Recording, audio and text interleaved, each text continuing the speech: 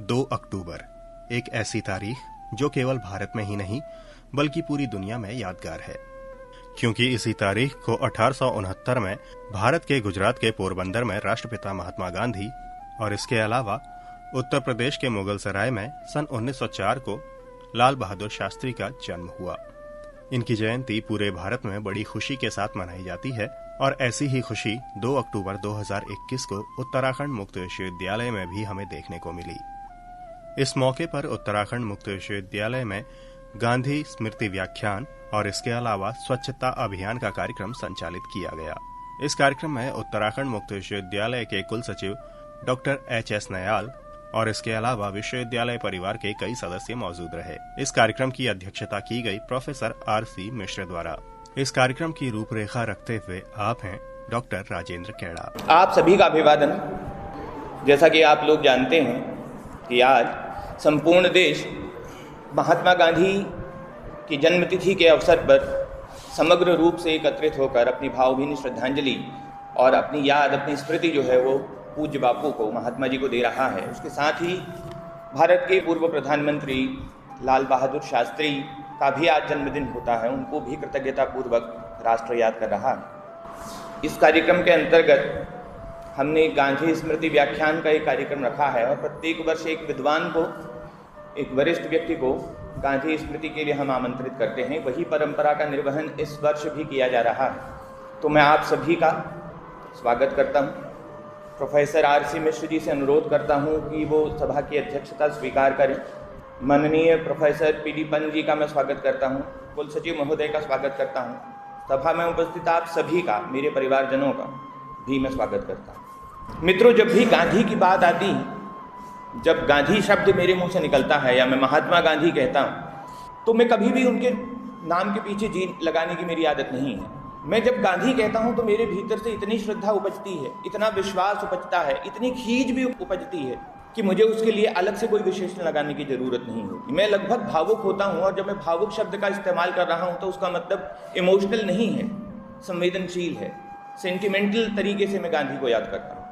मुझे लगता है कि इस देश ने संपूर्ण मानवता के लिए जो सबसे बड़ा काम किया वो ये किया कि चाहे अनचाहे उसने कुछ ऐसी परिस्थितियां बनाई कि हमने गांधी को पैदा की और उसको विकसित किया। कार्यक्रम की शुरुआत सबसे पहले श्रद्धापूर्वक दोनों महापुरुषों के चित्र में माल्यार्पण के साथ शुरू होती है। मैं अपने वरिष्ठ जनों से आग्रह करता हूं कि वे दोनों महात्माओं की चित्र पर माल्यार्पण करें, पुष्पार्पण करें। इस मौके पर पंचम गांधी स्मृति व्याख्यान के साथ आप हैं प्रोफेसर अखिलेश कुमार नवीन।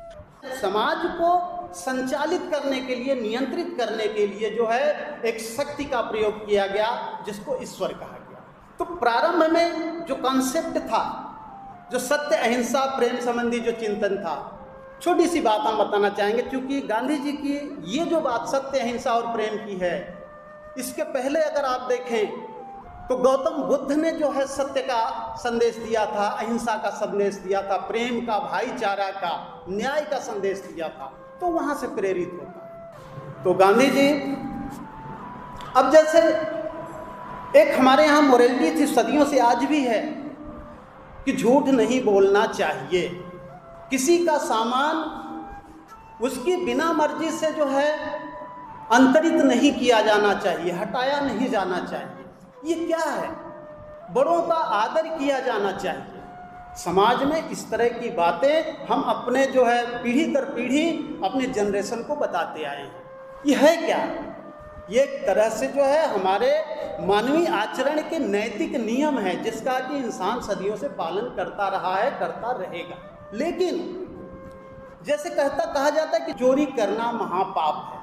एक समाज उस समय का था कि घरों में ताले नहीं लगते थे, चोरियां नहीं होती थी और समाज विकसित हो रहा था। लेकिन जब चोरियां होना शुरू हो गई, घरों में ताले लगने प्रारंभ हो गए, समस्या उत्पन्न हो गई। जो भय दिखाया गया था कि अगर जो चोरी करेगा वह पाप का भागी होगा और ईश्वर उसको दंडित करेगा। लेकिन उसके बाद भी इस भय का प्रभाव बहुत ज़्यादा दिन तक समाज में नहीं रहा। ईश्वर का भय ज़्यादा दिन तक नहीं चला।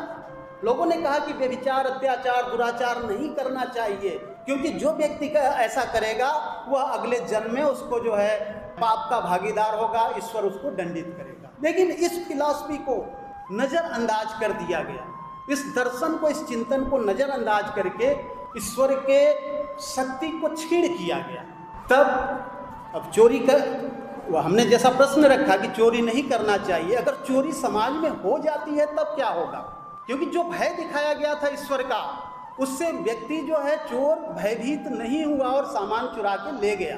तब ये कहा गया कि जो गांव का मुखिया होगा, समुदाय का मुखिया होगा, वह उस व्यक्ति को दंडित करेगा। अगर किसी भी तरह का अपराध होता है तो उस व्यक्ति को दंडित करेगा। बाद में किंगशिप आया, राजाओं का शासन आया, राजाओं के लिए भी कह दिया गया कि वह ईश्वर का प्रतिरूप है और कोई भी व्यक्ति उसके राज्य में किसी तरह का अत्याचार दुराचार करता है तो यह मान लिया जाएगा कि अगर राजा दंड देता है तो वह ईश्वर ने ही उसे दंडित किया है। गांधी जी का यह विश्वास था कि ईश्वर का निवास समस्त मानव एवं मानवेतर प्राणियों में होता है। समस्त प्राणियों में एक ही ईश्वर निहित होता है, वह सर्वव्यापी है, वह समस्त मानव प्राणियों के अंतः चेतना में रहता है। तो अतः आप कह सकते हैं कि विश्व प्रेम के अभ्यास के द्वारा ही व्यक्ति सत्य अर्थात ईश्वर की उपलब्धि कर सकता है। गांधी जी ने सत्याग्रह आंदोलन चलाया। तो सत्याग्रह का अर्थ यहाँ पे हम, चूंकि सभी आप जानते हैं, हम बहुत नई बात नहीं बता रहे हैं। सत्य के प्रति आग्रह अर्थात आत्मशक्ति, प्रेम, भक्ति और सत्य शक्ति का आग्रह। गांधी जी ने निष्क्रिय प्रतिरोध के स्थान पर सत्याग्रह शब्द का जो है प्रयोग किया है। उनके अनुसार सत्याग्रह एक ऐसी दोधारी तलवार है, उसे चाहे जैसे काम में लिया जा सकता है। सत्याग्रही की तलवार को म्यान की जरूरत नहीं पड़ती है, उसे कोई छीन नहीं सकता, यद्यपि कि वह दुर्बल का अस्त्र नहीं है। सत्याग्रह के लिए जो हिम्मत और बहादुरी चाहिए वह तोप का बल रखने वाले के पास भी नहीं हो सकती। तो इस तरह का सत्याग्रह था, सत्य के प्रति आग्रह। जो सत्य है, जो सही है, जनहित के लिए है, उसके लिए उस कार्य को एक आंदोलन के रूप में आगे बढ़ाना सत्याग्रह। सत्याग्रह के साधन, कुछ साधन इन्होंने बताए सत्याग्रह के, जैसे सविनय अवज्ञा, सभी जानते हैं। गांधी जी के अनुसार सविनय अवज्ञा का अर्थ अनैतिक सरकारी कानूनों का अनुसरण न कर, उसका अनुपालन न कर, उनकी विनय एवं विनम्रता के साथ अवज्ञा करना। एक असहयोग शब्द आपने सुना होगा, असहयोग सत्याग्रह की एक शाखा है, जिसमें सत्य के समर्थन में किए गए समस्त अहिंसक आंदोलन सम्मिलित होते हैं। आंदोलन किस रूप में करेंगे? अपने डिमांड को लागू कराने के लिए सावरन के समक्ष शक्ति का प्रदर्शन शांतिपूर्वक तरीके से। सत्याग्रही असहयोग के विकास के लिए अन्य अहिंसक साधनों जैसे हड़ताल, सामाजिक बहिष्कार, धरना, उपवास व आमरण अनशन का प्रयोग भी करते हैं। परंतु नैतिक आधारों पर आमरण अनशन को अहिंसा के विरुद्ध माना जा सकता है, क्योंकि आमरण अनशन एक तरह से स्वयं को क्षति पहुंचाना है। अकारण अगर कोई व्यक्ति आमरण अनशन करता है तो एक प्रकार की वह हिंसा है। तो हड़ताल सभी जानते हैं, हड़ताल का अर्थ है विरोध प्रदर्शन। प्रदर्शन के लिए जो व्यवसाय है या व्यवसायिक जो प्रतिष्ठान हैं, एक वर्ग जो कर्मकार है, लेबर जिसको कहते हैं, वह अपनी डिमांड को हड़ताल के माध्यम से उस नियोजक के समक्ष रखता है, नियोजक को प्रेशराइज करता है। प्रेशराइज इस सेंस में नहीं कि नियोजक का कोई नुकसान करे, वो अपने हित में, समाज के हित में वो हड़ताल का सहारा ले सकता है। इस कार्यक्रम के अगले चरण में प्रोफेसर आर.सी. मिश्र का अध्यक्षीय उद्बोधन रहा। डॉक्टर अल्लामा इकबाल का एक शेर है, द्व्यार्थी होकर मैं प्रयोग कर रहा हूँ। हजारों साल नरगिस अपनी बेनूरी पे रोती है, बड़ी मुश्किल से होता है चमन में दीदवर पैदा। अब मैं एक्सप्लेन नहीं करूँगा, ये आप लोग समझ ही लेंगे। दीदवर माने देखने की जिसको दृष्टि है वो दीदवर है। सुबह से जब से सत्र प्रारंभ हुआ है काफ़ी चर्चा आगे बढ़ चुकी है। लेकिन बीच में एक बिंदु आया धर्म का और एक बिंदु आया सत्य का। इन बिंदुओं पर मुझे लगता है कि कुछ स्पष्टता न चाहते हुए भी दी जानी चाहिए। धर्म वास्तव में वह नहीं है जो हम समझते हैं। हिंदू होना, मुसलमान होना, सिख होना, ईसाई होना ये धर्म नहीं है। ध्र धातु से धर्म शब्द की उत्पत्ति हुई है, जिसका अर्थ है धारणीयता। जिसे आप धारण कर सकें वो धर्म है, अर्थात जिसे आप वहन कर सकें, जिसके साथ जी सकें, जिसको आप आचरण में ला सकें, वही धर्म है। और इसीलिए हमारे यहाँ धर्म के 10 लक्षण बताए गए हैं। धृति, क्षमा, दमो, स्तेयम, शौचम, इंद्रिय निग्रह, धीर, विद्या, सत्यम, क्रोधो, दशकम धर्म लक्षणम। और इसीलिए भगवान कृष्ण गीता में स्वधर्म का कॉन्सेप्ट जब देते हैं तो कहते हैं स्वधर्मे निधनम श्रेया परधर्मो भयावह। लेकिन 18वें अध्याय के 66वें श्लोक में वही कृष्ण, भगवान कृष्ण अर्जुन से कहते हैं सर्वधर्मान परित्यज्य मामेकम शरणम व्रज। सभी धर्मों को छोड़कर मेरी शरण में आ जा। इसका मतलब ये धर्म वो वाला धर्म नहीं है भाई। धर्म का अर्थ है राइटियस कंडक्ट। अंग्रेजी में अगर धर्म के लिए कहें तो सर्वोच्च शब्द मुझे प्रयोग अच्छा लगता है, वो है राइटियस कंडक्ट, उपयुक्त प्रकार का आचरण। और यही अर्जुन को कह रहे हैं कि अगर तुम्हें ये बड़ा कंफ्यूजन है कि what is right and what is wrong, what is righteous and what is non righteous, then you forget all that, come to me, I am your teacher, I will show you the way. मैं आपका अध्यापक हूं। क्या वो शुरू में ही कहता है शिष्यस्ते हम शादिमाम तो हम प्रपन्नम। शुरू में ही अर्जुन डिक्लेयर कर देता मैं तो आपका विद्यार्थी हूं, मुझे पढ़ाइए, मुझे शिक्षा दीजिए। तो गुरु की हैसियत से वो बोल रहे हैं कि सर्वधर्मान परित्यज्य।